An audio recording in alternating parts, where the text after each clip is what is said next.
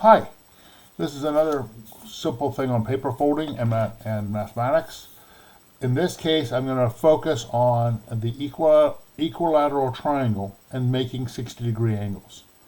This is a little more complicated than some of the basic folding, but not too complicated. Again, I'm using a rectangle, doesn't matter what size, just as long as it's a rectangle.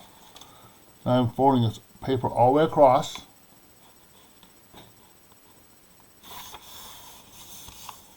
I guess some people call this hot dog style. That doesn't matter a whole lot either. Now, I have this middle line here. So this middle line right here is perpendicular to the base.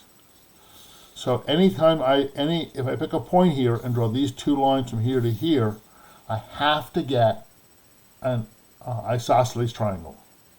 I'm looking for a particular isosceles triangle. This bottom length is x. So I'm folding this bottom edge up, so the point of the point, right angle, vertex, lands on this middle line.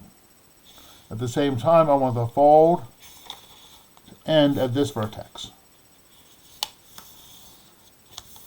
Okay? When I do that,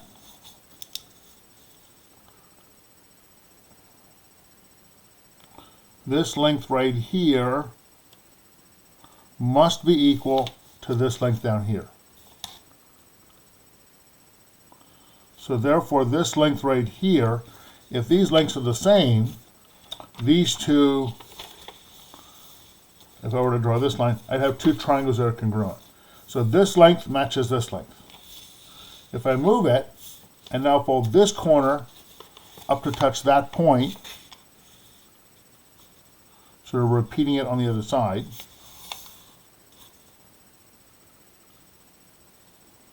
again, I'm drawing along the edge here.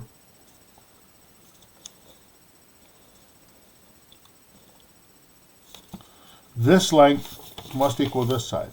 So this triangle must be equilateral, which means we know the angle up here is 60 degrees. These half angles down here are 30 degrees. If I were to divide that again, it'd be 15 degrees, so I can create 15-degree angles. Other things you could look at this and notice. This is perpendicular. We can see that by folding, we're folding on the line here. So all we're doing is bisecting this line. So this right here is the midpoint of this side. This line over here, this is the midpoint. This point right here is the incenter and the circumcenter of this triangle. So what happens is if I were to draw a circle inside this triangle, its center would be right here. If I were to draw a circle all the way around the triangle, the center would be right here. So a lot of geometry just with some simple folds. I could go on and on about equilateral triangles and how cool they are, but we'll save that for another day.